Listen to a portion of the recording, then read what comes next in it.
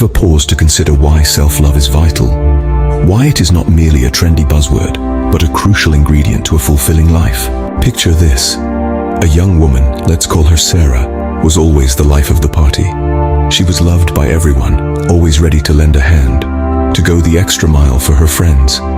Yet when the crowd thinned and the lights dimmed, Sarah was left with an empty feeling. She was always there for others, but somehow she had forgotten to be there for herself. Sarah's journey to self-love began on a cold winter day. She found herself in front of a mirror, looking at the woman she had become. She realized that while she was busy taking care of others, she had neglected herself. That was the day Sarah decided to embark on a journey of self-love. She started by setting aside time for herself each day, doing things she loved. It might be reading a book, going for a run, or simply sitting in silence. This was not an act of selfishness, but an act of self-preservation. Sarah also started to set boundaries.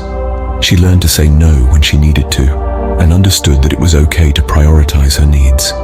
This was not an act of defiance, but an act of self-respect. Finally, Sarah began accepting herself, flaws and all. She realized that perfection was a myth, and it was okay to make mistakes. This was not an act of surrender, but an act of self-acceptance. Sarah's story is not unique. It is a story we all can relate to. It is a story that emphasizes the importance of self-love. So, what have we learned from Sarah's journey? Firstly, self, to indulge in activities that bring you joy. Secondly, self-love is about setting boundaries and learning to say no. It is about understanding that your needs are important too. Lastly, self-love is about accepting yourself with all your imperfections. It is about understanding that you are human, and it is okay to make mistakes. So, as you navigate through the ups and downs of life, remember, you are not alone. You are loved, and you are worthy.